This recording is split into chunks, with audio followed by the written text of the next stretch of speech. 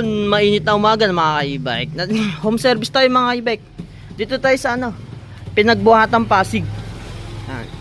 Service natin to. Nag-chat to kay si ma'am nung nakarang araw pa. Sabi ni ma'am, Sabado lang po siya pwede. Ni-schedule natin siya ngayong Sabado.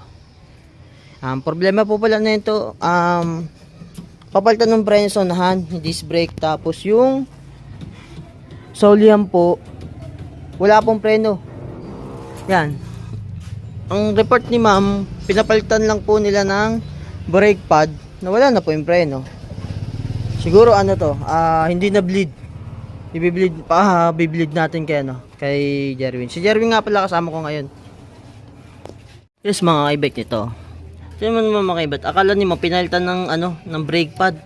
Yung pala hindi napalitan kasi hindi mabaklas. Ginrinder pa nga nila mga ka-e-bike. Ayun lost thread na yan mga ka-e-bike. Tapos ito rin. Bulok na rin. Hindi daw e-bike technician yung nagpalit na ito naka-stock na to ka na ma'am. Dito mga ka-e-bike na lost thread na nila. Yan. Lost thread buntin nila. Hindi po rin natin malalagyan ng ng brake fluid. Yan, palitan na rin po. Tapos yun dito, wala na po talagang remedyo ito mga e-bike. Hindi na rin makakalas. Ito ginrinder nung una nagpunta. Pwede naman sana DIY welding. Kaso malabo na rin. Mga e-bike, hindi na kaya tong caliper. Papalitan na lang po natin ito. Dual caliper para bago po. Well, damage na rin po kasi yung caliper na ito mga ka-e-bike. Tapos papalitan din po natin ng bearing dito. Yan, nasikaso na po ni Win. Caliper muna unahin natin.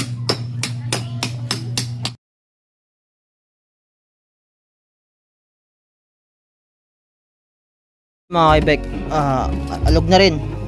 Ayan po. Na rin namin, pinapalitan na rin ni sir. Ito po. Yun po mga ka-e-bike, natanggal na ni Win yung isang bearing dito sa may gulong. Ito. Ang according kay ma'am, nababaha din po pala to. Kaya yun, puro kalawang na rin po yun. Yan. Ito, nilinisan ni Win yung Tapos, ito ipapalit natin mga ka-e-bike. Tapos, palit na rin po ng set ng caliper. Ito po. Inuna lang po ni Win yung tong bearing para pagkabit po dito, sabay kabit na rin po ng caliper. Latagan na rin po natin ng hose ng caliper.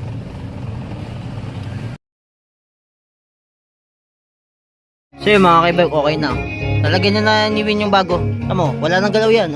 Unlike kanina, ang galaw niyan. Okay. Same process ang gagawin natin sa kabila. Yun mga ka-e-bike, nilalagyan na ni Win yung yung bagong caliper. Yun, kung nakikita nyo.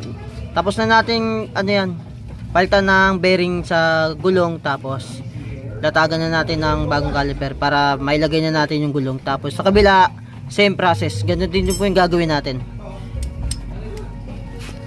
Yun mga ka-e-bike, inabutan na tayo ng init. Eto, nasa kabilang gulong na tayo mga ka-e-bike. Same process lang. Yung ginawa natin sa kabilang gulong, yun. Yan, yung bagong caliper na yun, gagawin natin dito yun. Yan. Papalitan din natin ng bearing to. Ito mga ka-e-bike. Yan, alog na rin po. Mga ka-e-bike, tuyot na. Tapos ayun lakas ng alog niyan. Talagang delikado na po yan. Papalitan natin ng bearing niya mga ka-e-bike. Mga ka-e-bike, ilagay na ni Win yung gulong. Saka yun yung bagong caliper natin. Ito. Napalitan na rin natin ng bearing niya mga ka-e-bike. Ito yung bearing niya Ito. Wasak. Lagyan na natin dito. Dalawang bearing yan. Ayun po. Yun mga ka-e-bike, okay na. Nalatagan na natin ng wire. Ayun bago na yan. Matigas na nagpe-preno na yan. Matigas na po siya. Next na, ito. Sa naman po, bearing sa unahan. Yan po, nirequest din ni sir yan. Para hindi na pumalog. Mga ka-e-bike, ayan po. Nilalagyan na ni Win yung bagong bearing. Ito pa yung bearing niya. Ito, yan. Papalitan na ni Win.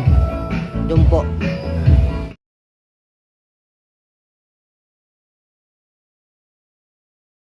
So yun mga ka-e-bike, tapos na natin gawin. Ang pinalitan natin itong mga ka-e-bike, mga bearing. Bearing sa likod, yung dalawa. Tapos yung bearing sa unahan. Tapos yung brake. Dual brake. Yan po, mga pinalitan dito mga ka-e-bike. Yan.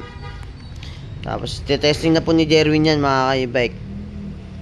Para si Win muna ang unang check kung gumagana po ba yung mga brake natin. Ayan po. Testing na po ni Win. Testing na po ni Ma'am. Yan. Atas sa bante po, tapos brake. Ayan po. Okay. Tapos brake. Okay na po. Okay na po ito mga ka-e-bike. Muli, sa mga gusto po magpagawa, visit lang po kayo sa page mga ka-e-bike. Mapa home service man yan o walk-in repair. Ito home service po ito sa Pasig, sa may pinagbuhatang Pasig po mga ka-e-bike.